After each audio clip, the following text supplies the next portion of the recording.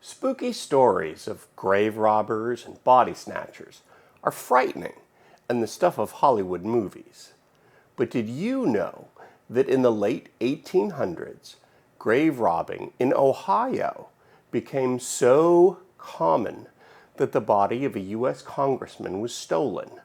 Enter the invention of explosive booby traps to protect the bodies of the dead.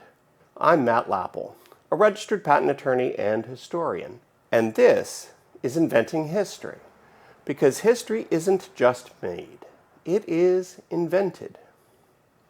First, just a warning.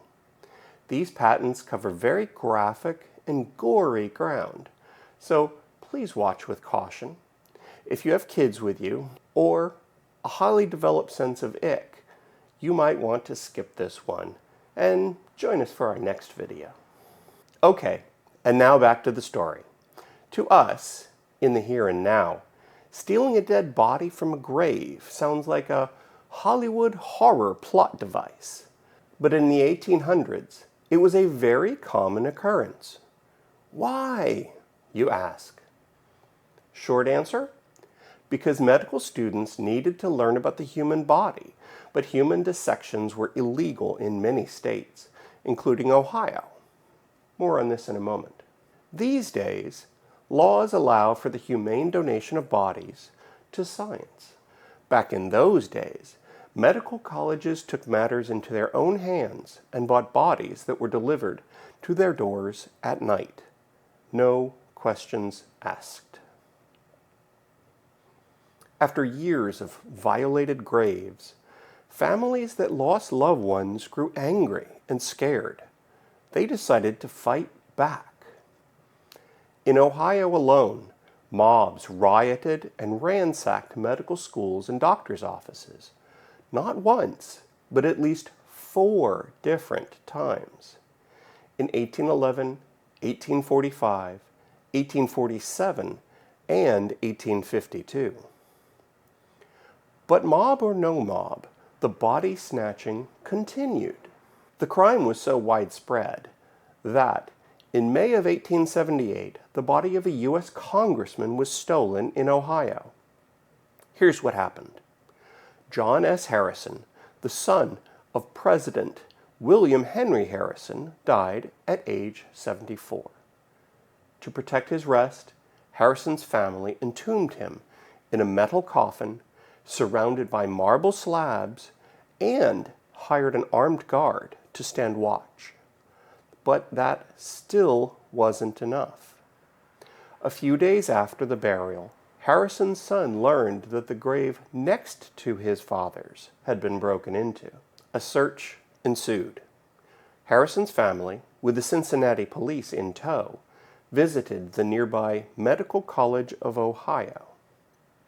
There, Harrison's son found his father's body with a rope around its neck, hanging in a storage area.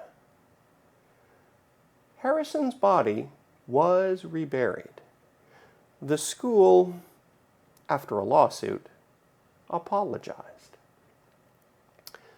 But the theft, pursuit, and eventual recovery of Harrison's body became nationwide news, and it made the people of Ohio even more determined to fight back against this horror.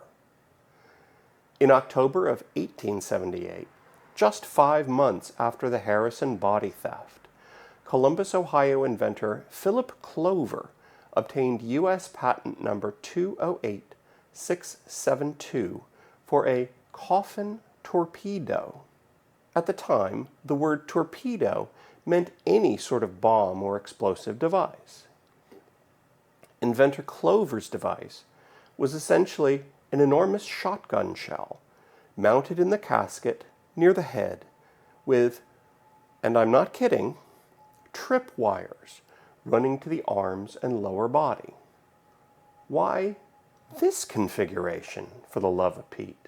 First, as you can guess, digging is hard work. Grave robbers wanted to get in and out particularly quickly.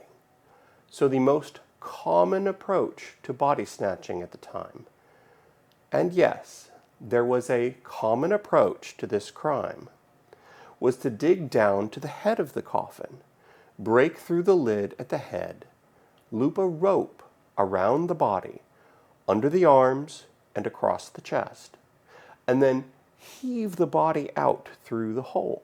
Inventor Clover's coffin torpedo was designed to blast up at the robbers as they broke in at the head of the coffin. Because this maybe wasn't enough, another Ohio inventor, Thomas Howell, obtained a patent on a landmine device. The mine sat on the lid of the coffin.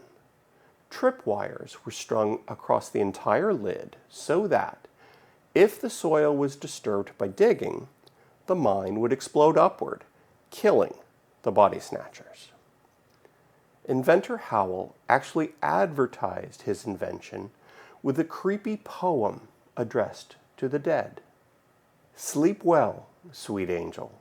Let no fears of ghouls disturb thy rest. For above thy shrouded form lies a torpedo, ready to make minced meat of anyone who attempts to convey you to the pickling vat.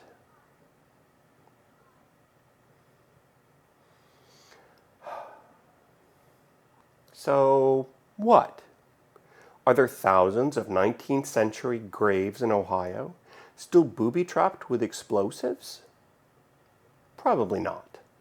The patented coffin torpedoes were expensive, after all, and the market for them never really blew up. Sorry. Actually, I found only one instance of a grave torpedo exploding and killing a body snatcher. That reportedly happened in 1881 in the rural town of Gann, Ohio. But even this reporting may be unreliable and might have simply been an overeager reporter publishing a rumor that he heard from a traveling salesman. By the early 1900s, most states had changed their laws to allow people to donate their bodies to science and allow the dissection of cadavers for medical education. The frequency of grave robbing, fortunately, dropped dramatically. But the fear and disgust that led inventors to try to protect graves with explosives was a real part of everyday life in the United States in the 1800s. The patents Americans of this era left behind bear witness to some horrible and traumatizing fears. Have a safe and non-explosive Halloween from Inventing History. Subscribe.